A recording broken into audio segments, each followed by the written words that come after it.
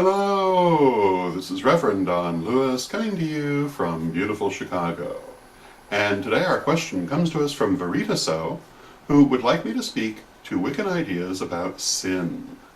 And Veritaso further would like me to talk to the idea of forgiveness versus karma. And Veritaso has sent along the URL of a website that contrasts Wiccan and pagan ideas versus Christian ideas and makes the argument that the Bible is a book of absolute standards, and he would like my take on this as well, because apparently it's bothering him. And to begin with, in Wicca, and of course I'm speaking primarily for my own tradition in this because the traditions do vary, but generally speaking we do not have the concept of sin in Wicca. This is often misunderstood by people who think it means we have no ideas of right and wrong, or of good and bad behavior. However, sin is actually a much more specific term than this. In Wicca, and again I speak primarily for my tradition, we generally regard our ideas of right and wrong as coming from common practice and the social contract that we all live by in society, rather than through divine revelation. And we've talked in other vlogs about the difference between our limited human perspective and the divine perspective, and how, for example, ideas of divine justice can be rather different from ideas of human justice. So I'm not going to go back through all of that, except to say that there can be a difference, and that when it comes to the rules we live by, we really have to base them on how we understand our world based on where we are. Consequently, they develop and grow along with society. And what society today considers to be right and proper can sometimes be drastically different from what it was just a few generations ago.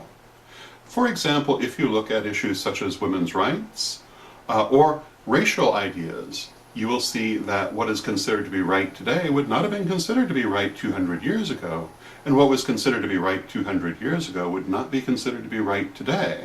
And so we must be flexible in our ideas and able to grow and develop.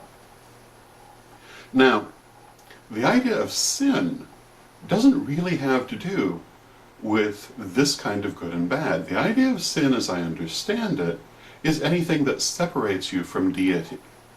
In the Wiccan religion, we believe that deity is immanent. Your connection to deity is inside you, and it is always there, and nothing can separate you from deity. Therefore, there cannot be that concept of sin. Yes, you can do bad things, and these may bring you bad karma, but your connection to deity is still right there. It's always right there, no matter what. Nothing will make that more distant. Nothing can also make it any closer either. It's always the same. Sometimes we lose sight of it. Sometimes we feel alienated from it or isolated from it, but that's us. The connection is actually still right there. So, with that understanding of sin, no, we don't have it in the Wiccan religion. It is totally different to our teachings. And it does not mean that we don't have right and wrong. Now, Veritaso also asked me to speak to the idea of forgiveness versus karma. And because we don't have the idea of sin, and we also don't have the idea of forgiveness of sin per se, Veritaso asks if this means that he is relegated to working things out only through the machinations of karma. And we've talked about this in other vlogs as well. The idea of karma is to learn the lesson of the situation. This can be done by repeating that situation, but there are other ways to do it too. And when you learn that lesson, the attachment is released. Until you do, it will be repeated.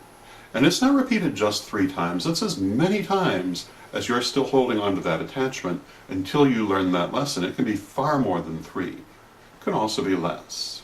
So yes, there are other things that you can do besides reliving the situation to satisfy the needs of karma and release it. There are a number of techniques for karmic disentanglement, of which the most powerful is probably soul retrieval. There are others as well. I'm not going to go through a wide range of them except to say that they are there. So, although we do not have forgiveness of sin per se, we do have other ways of alleviating bad karma besides simply living through it.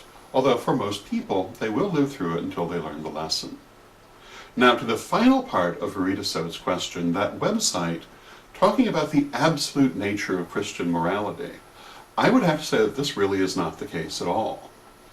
And this website makes the point of Wiccan and pagan morality being extremely variable and fixed only on what the individual thinks and wants at that moment, and biblical morality being absolute and unchanging. Well, if you look at the Bible, that's not really what you see. A lot of the things that are stated in the Bible as being desirable would be utterly rejected by Christians today. For example, the Bible is absolutely a pro-slavery document. It is absolutely and unquestionably a pro-polygamy document. And it's also a pro-animal sacrifice document. All of these things are either allowed or even demanded in the Bible, but are absolutely not part of Christian morality today. So it's not absolute and unchanging. Though they may absolutely be being sincere in claiming that they think this, they think it only because they've not looked and really thought about the matter. So their morality, like our morality, also grows and changes. So I hope that answers your question within our limited scope of time in the vlog, and gives you some food for thought, and until next time, may you blessed be.